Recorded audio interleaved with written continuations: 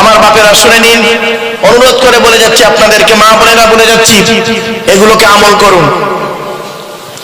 ঘুম থেকে উঠবেন, ঘুম থেকে উঠে দোয়া বলবেন, চেষ্টা করবেন সব সময় পাক পবিত্র অবস্থায় থাকা। ছোট্ট একটা উদাহরণ দিচ্ছি, এই মাসটার নাম হলো শাবান মাস, তাই তো বাবা? গতকালকে চাঁদ উঠেছে।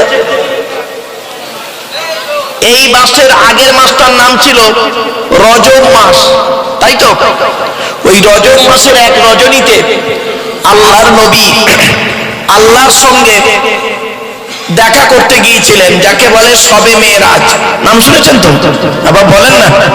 ব্যাস, আল্লাহর নবী আল্লাহর সঙ্গে দেখা করতে গিয়ে কি কি দেখলেন, কি কি দেখলেন, আল্লাহর নবী কি কি দেখলেন ভালো করে শুনে নিন। জান্নাত জাহান্নাম দুটোই দেখলেন, আল্লাহ দেখালেন। এদিকে এদিকে জান্নাত জাহান্নাম দুটোই দেখলেন, আল্লাহ পাক দেখালেন নবী মুহাম্মদ সাল্লাল্লাহু আলাইহি ওয়াসাল্লামকে। আসুন, জান্নাতের ভিতরে কি দেখলেন, জাহান্নামের ভিতরে কি দেখলেন? জান্নাতের ভিতরে কি দেখলেন, জাহান্নামের ভিতরে কি দেখলেন? বাপের একটু আগে আগে আসুন না বাবা, একটু আগে আগে আসুন না বাবা মা। বাবা বাইরে যারা দাঁড়িয়ে আছেন ভেতরে ঢুকে পড়ুন বাবা, এখনই শেষ করে দেবো, চিন্তা নেই। বাপেরা খুব গুরুত্বপূর্ণ কথা গো বাপ, শোনার লোকের অভাব, শোনার লোকের অভাব। গুরুত্বপূর্ণ কথা তো, শোনার লোকের অভাব, তাই আপনাদের হাতে ধরে বলছি, ডিস্টার্ব করবেন না। চলো, নবী মুহাম্মদ সাল্লাল্লাহু আলাইহি সাল্লাম জান্নাতে কি দেখলেন মেরাজের রাতে, জাহান্নামায় কি দেখলেন মেরাজের রাতে, দুটো কথা শুনে নিন। নবী মুহাম্মদ সাল্লাল্লাহু আলাইহি সাল্লাম যখন জান্নাতের ভিতরে হাঁটছিলেন, তখন হঠাৎ একজনের জুতোর আওয়াজ শুনতে পেলেন, জুতোর আওয়াজ। নবী মুহাম্মদ সাল্লাল্লাহু আলাইহি সাল্লাম করলেন কি,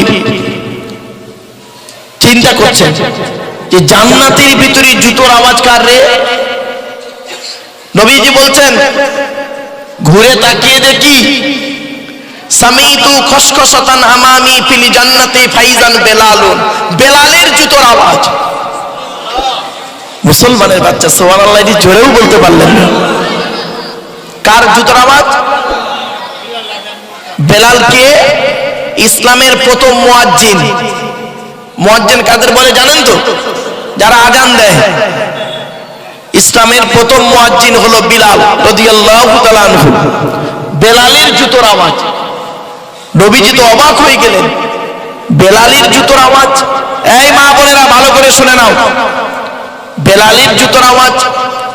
নবীজি করলেন কি, পৃথিবীতে এসে বেলালকে জিজ্ঞাসা করলেন, বেলাল পৃথিবীতে কি এমন কাজ করেছো বলো, তোমার জুতোর আওয়াজ আল্লাহ পাক জান্নাতে আমাকে শুনিয়েছে।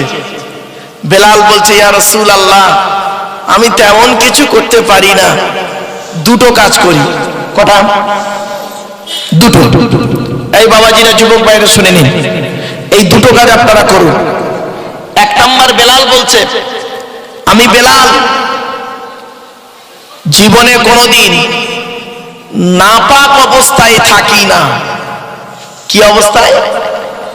নাপাক অবস্থায় থাকি না, সব সময় পাক পবিত্র থাকি। দেহ থেকে যখন নাপাক বের হয়ে যায়, আমি হয় অজু নয় তায়াম্মুম নয় গোসল করে পাক হয়ে যাই। নাপাক অবস্থায় জীবন যাপন করি না, এক নাম্বার। নবীজি জিজ্ঞাসা করলেন, কেন? বলছে, ইয়া রাসূলুল্লাহ, নাপাক অবস্থায় যদি আমি মারা যাই, আল্লাহর কাছে কি জবাবটা দেব?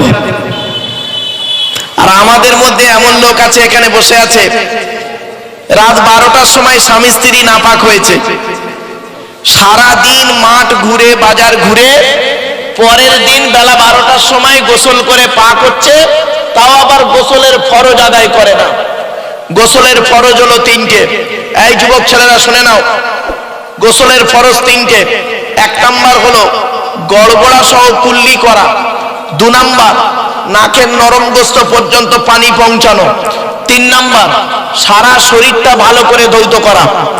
মা বোনেদেরকে বলছি, মা বোনেরা ভালো করে শুনে নিন, এই গোসলের 3টে ফরজ যদি আদায় না করেন সারা জীবন নাপাক থেকে যাবেন।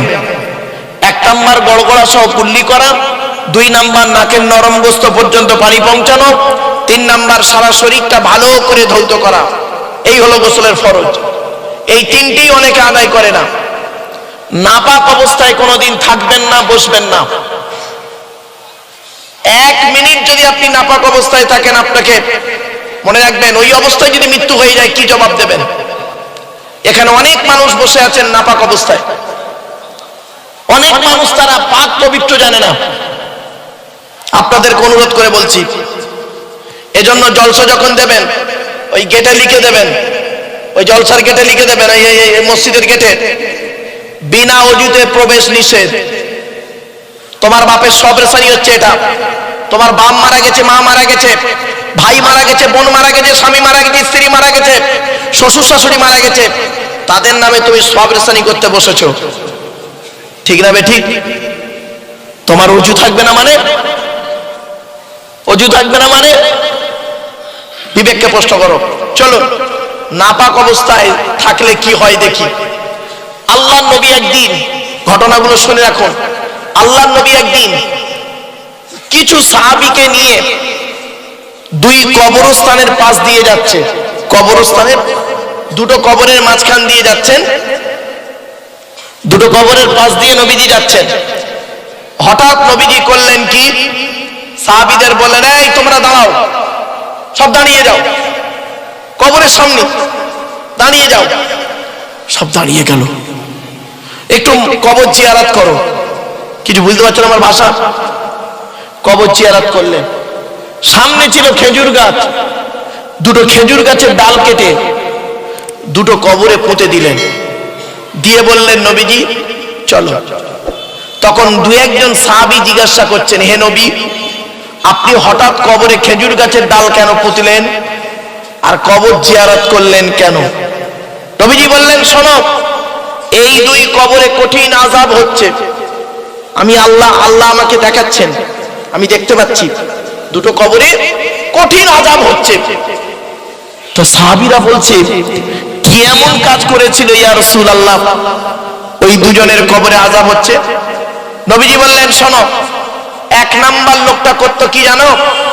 পৃথিবীতে পেশাব ফিরে পানি নিত না, নাপাক অবস্থায় জীবন যাপন করত। এই যুবক ছেলেরা, অনেক ছেলে আছে পেশাব ফিরে পানি নেয় না, ঠিক না বেঠিক? খবরদার নয়, পেশাব ফিরে পানি নেবে, নাপাক অবস্থায় থাকবে না। 2 নাম্বার লোকটা করতো কি, নামিমা বলে একটা শব্দ আছে, নামিমা, পরনিন্দা পরচর্চা করে করে বেড়াতো। কিছু লোক আছে দেখবেন পরনিন্দা পরচর্চা করে। লোকে কি হয়েছে, কি দেখেছে, কি শিখেছে এটা বড় কথা নয়, তুমি নিজে কি হয়েছো, কি দেখেছো, কি শিখেছো এটাই বড় কথা, ঠিক না বেঠিক? খালি পরনিন্দা পরচর্চায় লিপ্ত, হিংসা করাতে লিপ্ত সব সময় কিছু মানুষ আছে। খবরদার, বাপেদের অনুরোধ করে বলে যাচ্ছি, মা বোনেদেরকে বলে যাচ্ছি, হিংসা করবেন না, হিংসা করবেন না, এটা মাথায় রাখুন।